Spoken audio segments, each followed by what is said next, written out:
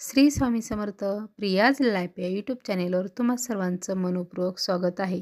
उद्या आहे 11 जानेवारी 2024 वार गुरुवार. मार्गशीर्ष महिन्यातील हा शेवटचा गुरुवार आहे. उद्या आलेली आहे अमावस्या. अमावस्या ही वर्षातील पहिली अमावस्या आहे. त्यामुळे या दिवसाला विशेष असं महत्त्व आहे.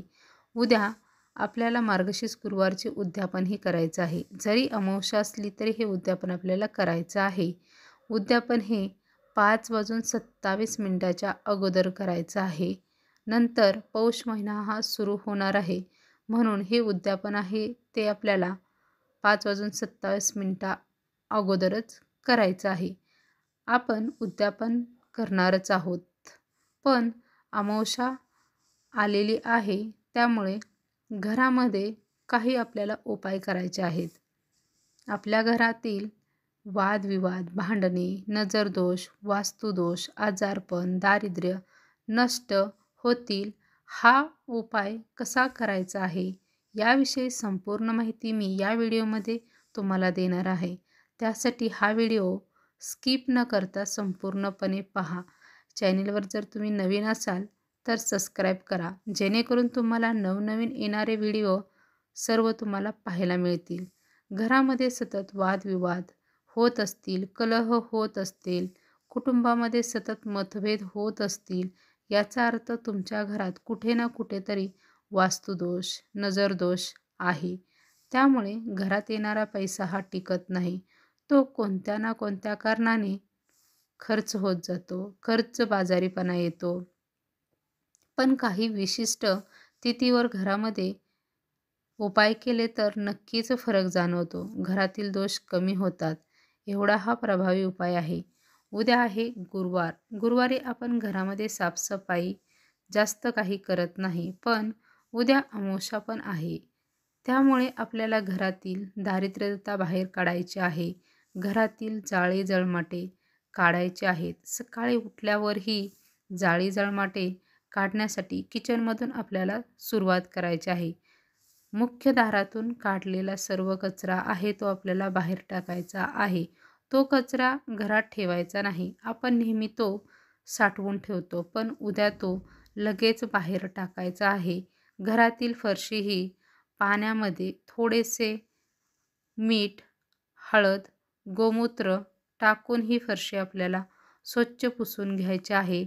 याने आपल्या घरामध्ये असणारी नकारात्मकता शक्ती जी आहे ती बाहेर जाते, नष्ट होते. आणि यानंतर आपल्याला आपल्या घराच्या उंबऱ्यावरती, मुख्य दाराच्या उंबऱ्यावरती हळदीचे लेपन आहे ते द्यायचं आहे. घराच्या मुख्य प्रवेशद्वारावरती कुंकवाने स्वस्तिक काढायचे आहे.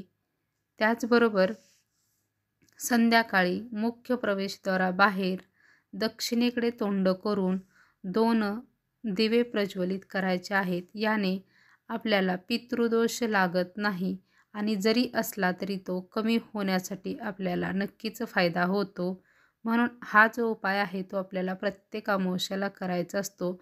याने पितृ आहेत ते संतुष्ट होतात आणि आपल्याला शुभ आशीर्वाद देतात. म्हणून हा जो उपाय आहे तो प्रत्येक अमावस्याला नक्कीच करावा. उद्या गुरुवार पण आहे.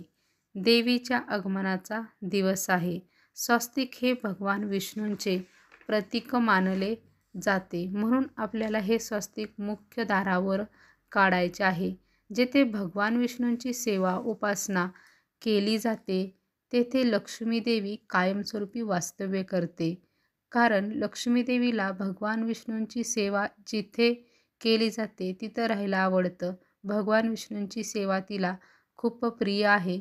म्हणून ती कायमस्वरूपी वास्तव्य त्या ठिकाणी करते. तेथून कधीही जात नाही.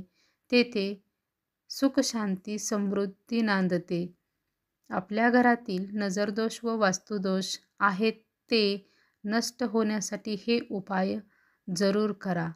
त्याचबरोबर सांगितल्याप्रमाणे मार्गशीर्ष गुरुवारचे उद्यापन ही 5:27 अगोदर करा. मी ही सर्व सांगितलेली माहिती जर तुम्हा सर्वांना जर आवडली असेल तर माझ्या चॅनेलला लाईक करा, सबस्क्राईब करा. श्री स्वामी समर्थ.